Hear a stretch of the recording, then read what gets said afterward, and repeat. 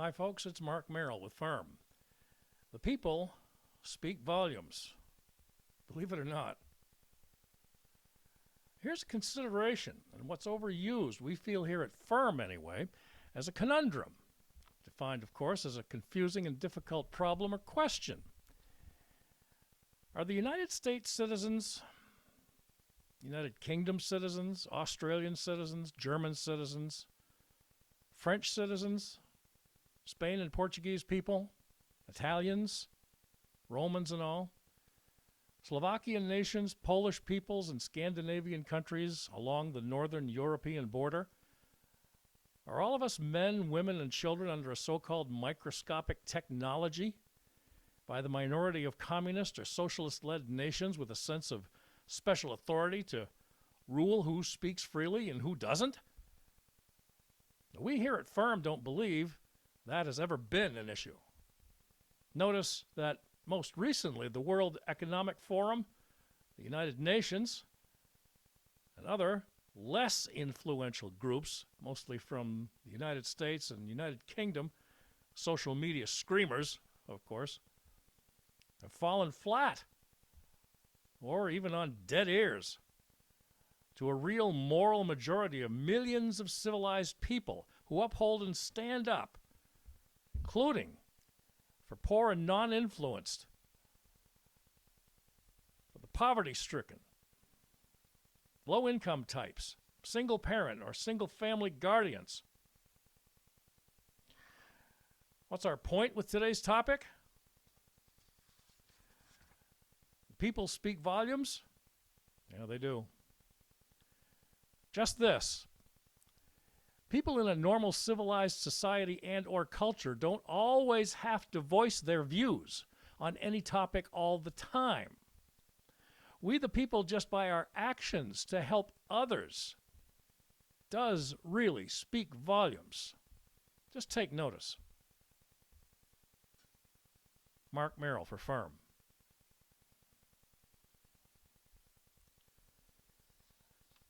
Now, upcoming here, folks, got some pictures and also some observations by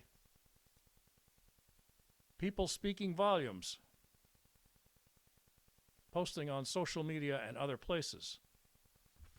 Here's a great picture, folks, and the question that goes with it.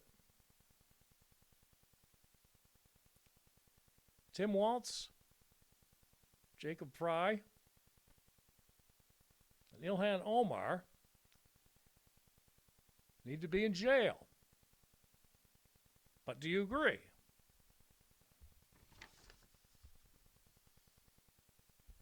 $974 likes on this one, folks, back on January 30th. 100 replies and 76 restacks from a media and public forum called Substack.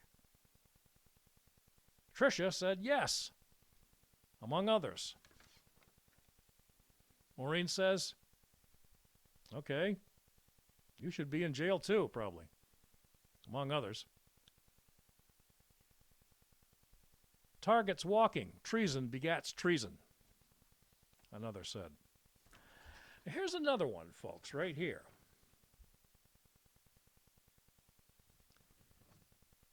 If Donald Trump, President Trump, fails in hanging traitors, rednecks won't, and they'll award prizes for the most creative hang of the week.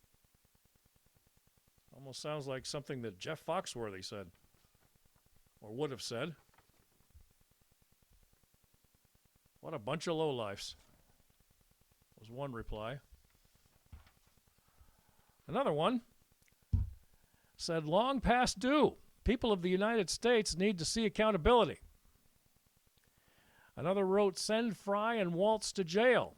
And the previous one, send Omar back to Somalia. Another wrote, traitors are customarily hanged. At least it was in the old days, in the beginnings and foundations of our country. The left will cause more chaos to make you forget about this. It's what they do best. You wait and see, said this one. Agree and take all their assets. Pay back as much as they stole. Reparations, huh? Absolutely. How about send them to El Salvador? We, among other media outlets, folks, know all about El Salvador's country. They're an ally of ours. They have a lot tougher laws on criminal activity. And as far as being shipped out, as far as the others are concerned, or going to jail, this one person puts it quite bluntly and succinctly. Yesterday, if you don't mind.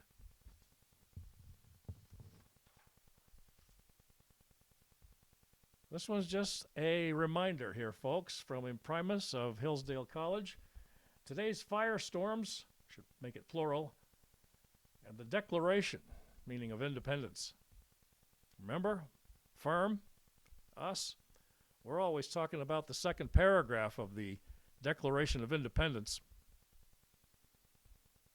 You need to read it sometime. One thing here that stood out to us, folks, in our research back in time a little bit, was from Bill O'Reilly. He wrote an article called this,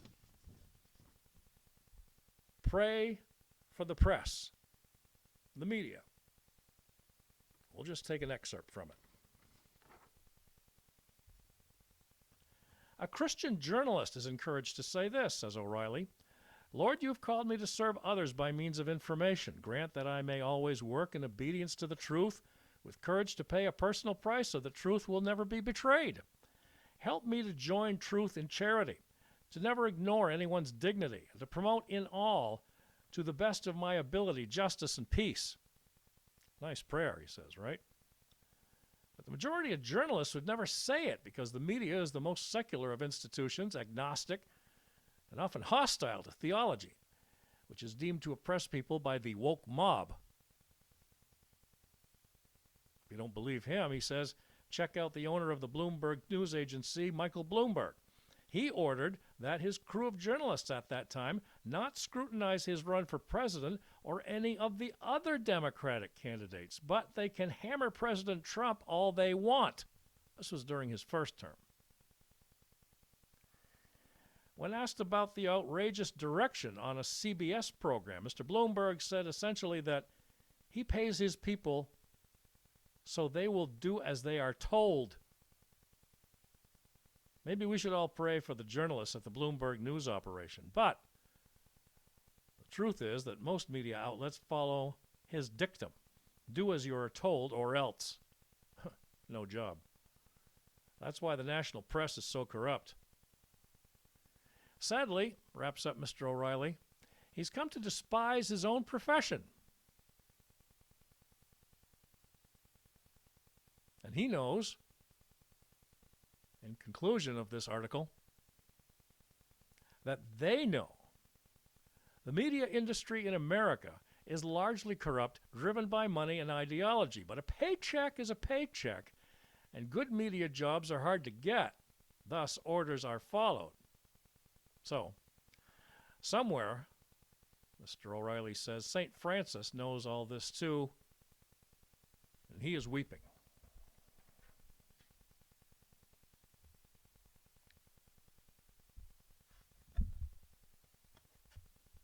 As always, folks, we're about truth, facts, reality, and common sense.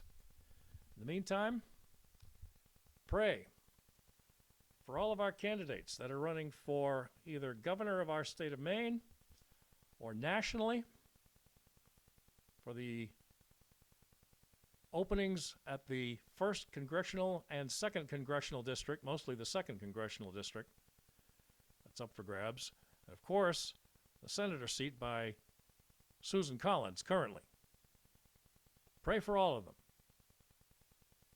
We've all been created in the image of God, as we all know, folks.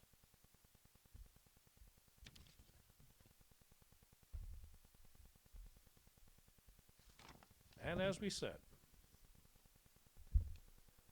we're all about truth, facts, reality, and common sense.